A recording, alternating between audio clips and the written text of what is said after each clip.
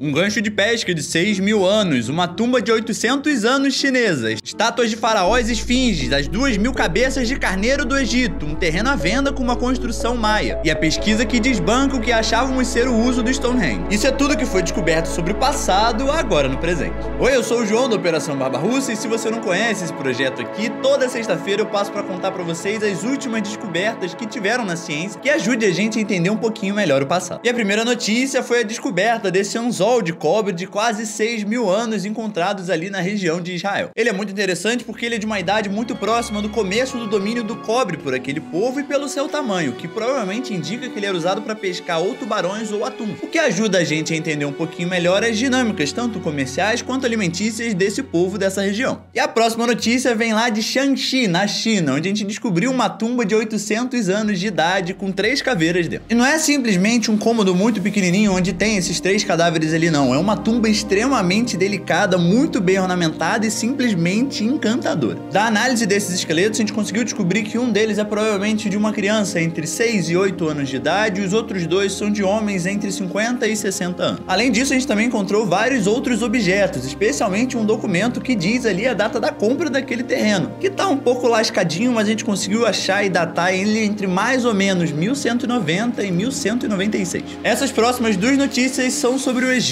que é bem interessante. A primeira é que arqueólogos encontraram a cabeça de algumas estátuas de faraós antigos lá num Templo do Sol em Heliópolis. Dentre esses, os faraós que a gente conseguiu identificar foi o Ramsés II, Ramsés IX, Horemberg e Psantik II. Desculpa a pronúncia, mas vocês entenderam. Qualquer coisa tem a fotinho aí pra ajudar. E o ponto interessante também é que essas cabeças faziam parte de estátuas de esfinges, porque a gente também encontrou a parte de baixo delas. Muito provavelmente essas estátuas eram colocadas ou do lado de obeliscos ou na frente de entrada. E em algum momento da antiguidade, essas estátuas foram reutilizadas como material de construção, o que é muito esquisito. E essas descobertas são muito relevantes porque reforçam essa importância desses sítios arqueológicos durante a Era Faraônica. E a outra notícia do Egito é que pesquisadores da Universidade de York que estavam fazendo uma escavação num complexo de templos no Egito e encontraram 2.000 cabeças de carneiro da época ptolomaica. Mas além dessa quantidade absurda de cabeça de carneiro, também tinham cabeças de outros animais, o que eles entendem ser algum tipo de oferenda para o Ramsés. Especificamente o Ramsés II, que àquela altura do campeonato já tinha sido faraó há 1000 anos atrás. Então não era mais só visto como uma figura histórica meramente, mas acima de tudo representando também a questão dos deuses e uma questão mitológica também. E também foi encontrado uma estrutura palaciana do Antigo Império, especificamente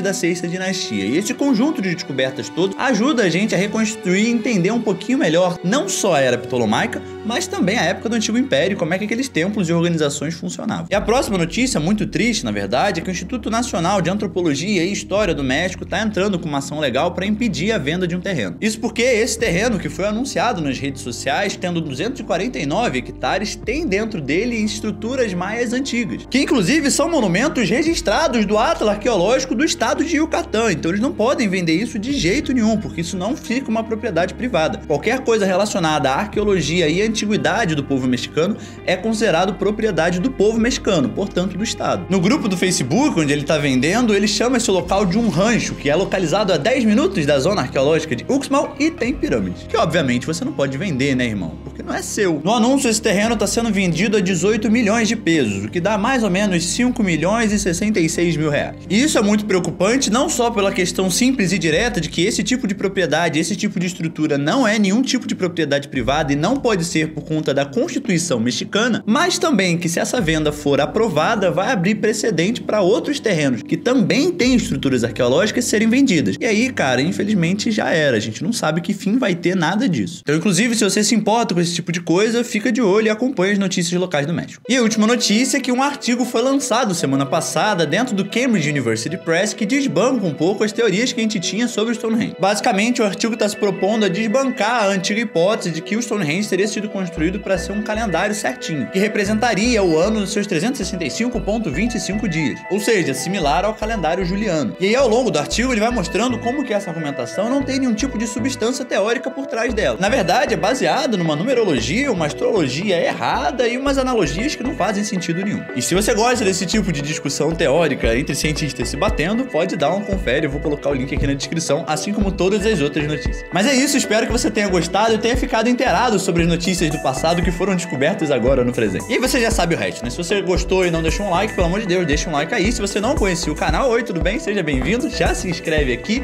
E se você conhece alguém que também gostaria de ver esse tipo de conteúdo, já compartilha com ele. E no mais é isso, vejo vocês semana que vem e valeu!